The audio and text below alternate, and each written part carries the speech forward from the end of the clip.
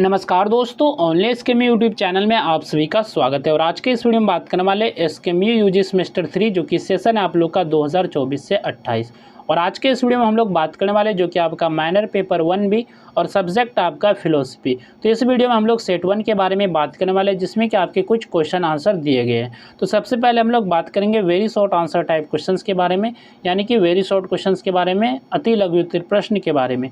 तो पहला जो क्वेश्चन है 1 का ए नंबर, व्हाट इज इथिक्स, नीति शास्त्र क्या है, तो इसके बारे में आपको बताना है। तो नीति शास्त्र जो है दर्शन शास्त्र की वह शाखा है, यानी कि फिलोसफी की वह शाखा है जो मनुष्य के अच्छे और बुरे आचरण, सही और गलत कर्म, नैतिक मूल्यों तथा कर्तव्यों का अध्ययन करती है और उचित जीवन जीने का मार्ग बताती है। तो नीति शास्त्र जो है हमें यह सिखाता है कि क्या सही है और क्या गलत है।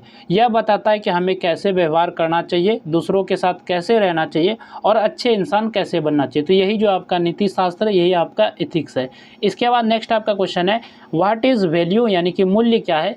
तो मूल्य जो वह आदर्श या गुण है जो किसी व्यक्ति, वस्तु, कार्य या व्यवहार की अच्छाई, महत्व और उपयोगिता को निर्धारित करता है तथा सही निर्णय लेने और नैतिक जीवन जीने में सहायता करता है। तो मूल्य आपका क्या है, यानी कि वैल्यू क्या है। तो मूल्य का मतलब है कि किसी चीज़ या काम का महत्व, जो बातें हमारे जीवन को अच्छा बनाती है, जैसे सच्चाई, ईमानदारी, दया और सम्मान, जो उन्हें हम लोग जो नैतिक मूल्य कहते हैं। तो ये सभी आपके कुछ मूल्य के उदाहरण थे, जैसे कि ईमानदारी, सच्चाई, दया और भावना, ये सभी जो आपका सम्मान, ये सभी आपका मूल्य है। ठीक है। इसके बाद नेक्स्ट आपका क्वेश्चन है, क्वेश्चन नंबर सी आपका, who gave the theory of goodwill, सद इच्छा का सिद्धांत किसने दिया। तो सद इच्छा का सिद्धांत किसने दिया, तो इसके बारे में आपको बताना है। तो इसका यहाँ पर आंसर है सद इच्छा का सिद्धांत जो है जर्मन दार्शनिक इमैनुएल कांत, यानी कि इमैनुएल कांत ने दिया। और उनके अनुसार जो सद इच्छा ही सर्वोच्च नैतिक गुण है और वही किसी कर्म को नैतिक रूप से उचित बनाती है।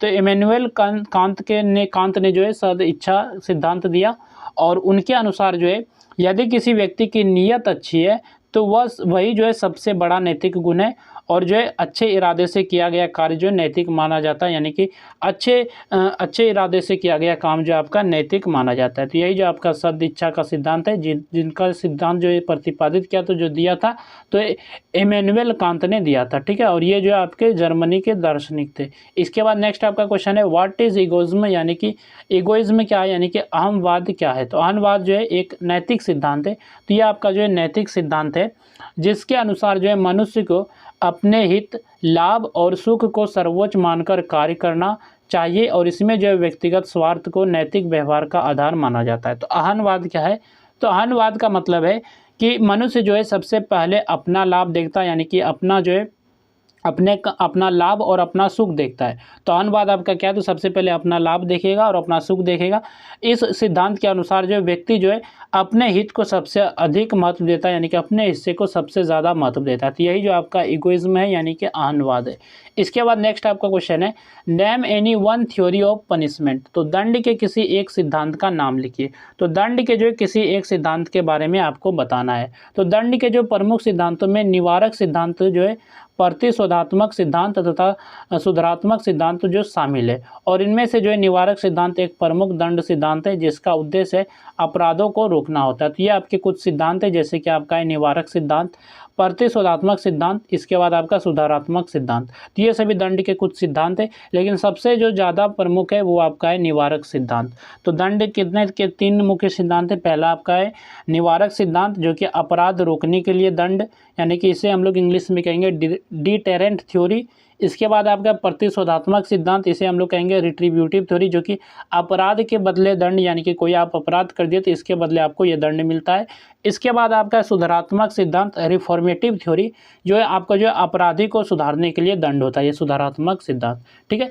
इसके बाद यहाँ से आपका जो है शॉर्ट आंसर टाइप क्वेश्चन शुरू होते हैं, यानी कि शॉर्ट क्वेश्चन शुरू होते हैं। तो शॉर्ट क्वेश्चन पे चलने से पहले बात कर लेते हैं इस पीडीएफ के बारे में कि ये पीडीएफ आप लोग कैसे डाउनलोड कर सकते हैं। तो ये पीडीएफ आपको हमारे टेलीग्राम चैनल ओनली एसकेएमयू पे मिल जाएगा। तो वहाँ से जो आप इस पीडीएफ को डाउनलोड करके अच्छे से पढ़ सकते हैं, या फिर आप टेलीग्राम पे नहीं ढूंढ पाते हैं तो इसी वीडियो के डिस्क्रिप्शन में आपको जो पीडीएफ का लिंक मिलेगा। तो आप लिंक पे जैसे क्लिक करेंगे तो आप टेलीग्राम पे रिडायरेक्ट हो जाएंगे और वहाँ से जो आप इस पीडीएफ को पढ़ सकते हैं। ठीक है। तो चलिए शॉर्ट क्वेश्चन पे चलते हैं। तो क्वेश्चन नंबर 2 आपका है explain the scope of ethics, नीति शास्त्र के क्षेत्र की व्याख्या कीजिए। तो नीति शास्त्र के क्या क्षेत्र है, इसके क्या स्कोप है, तो इसके बारे में आपको बताना है। तो नीति शास्त्र का जो क्षेत्र है बहुत व्यापक है, इसका जो क्षेत्र है बहुत ही बड़ा है।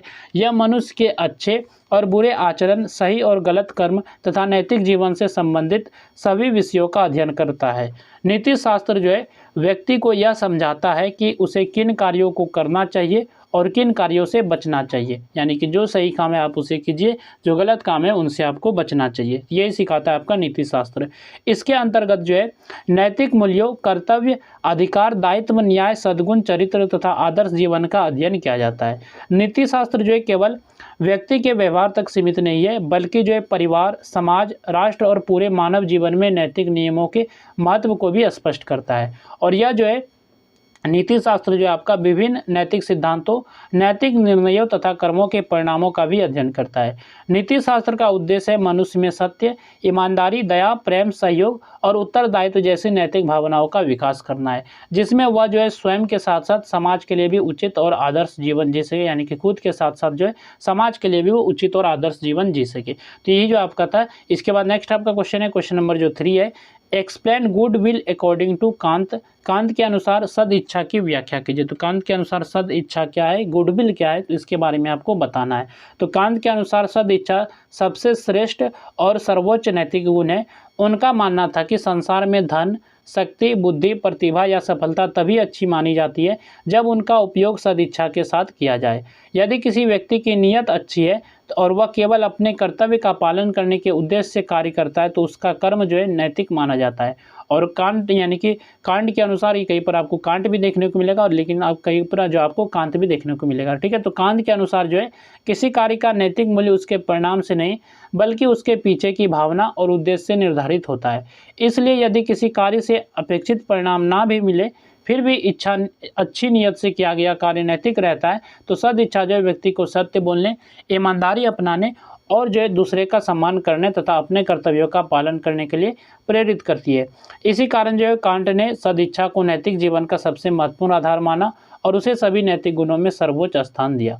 इसके बाद यहाँ से आपका लॉन्ग आंसर टाइप क्वेश्चन है, यानी कि लॉन्ग क्वेश्चन है।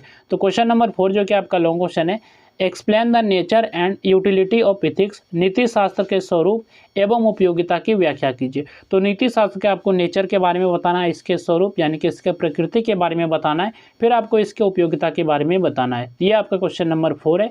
इसके बाद नेक्स्ट आपका क्वेश्चन है question number 5, explain the concepts of right and good, उचित एवं शुभ की अवधारणाओं की व्याख्या कीजिए। तो उचित और शुभ की क्या कॉन्सेप्ट है, क्या अवधारणा है, तो इसके बारे में आपको बताना है। इसके बाद नेक्स्ट आपका क्वेश्चन है question number 6, explain egoism as an ethical theory. Egoism को जो है एक इथिकल थ्योरी के रूप में आपको एक्सप्लेन करना है, यानी कि नैतिक सिद्धांत के रूप में अहंवाद की व्याख्या कीजिए। तो नैतिक सिद्धांत के रूप में आपको अहंवाद की आपको व्याख्या करके बताना है।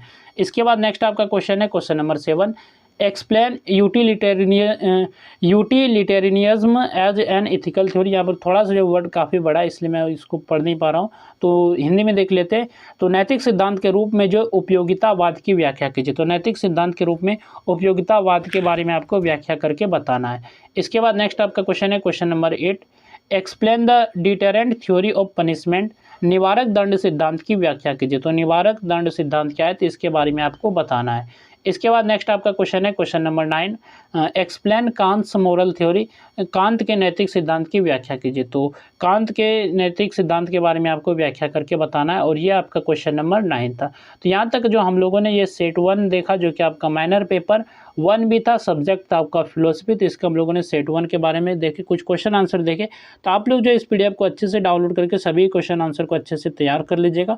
इसका PDF जो आपको टेलीग्राम चैनल यानी कि ओनली SKMU जो टेलीग्राम चैनल का नाम है हमारे टेलीग्राम चैनल का, तो वहाँ से आप इस PDF को डाउनलोड कर सकते हैं, या फिर इस PDF को डाउनलोड करना है तो वीडियो के डिस्क्रिप्शन में भी लिंक दिया गया है, तो वहाँ से भी आप इस PDF को डाउनलोड कर सकते हैं। तो चलिए फिर मिलते हैं नेक्स्ट वीडियो में। इस वीडियो में बस इतना ही।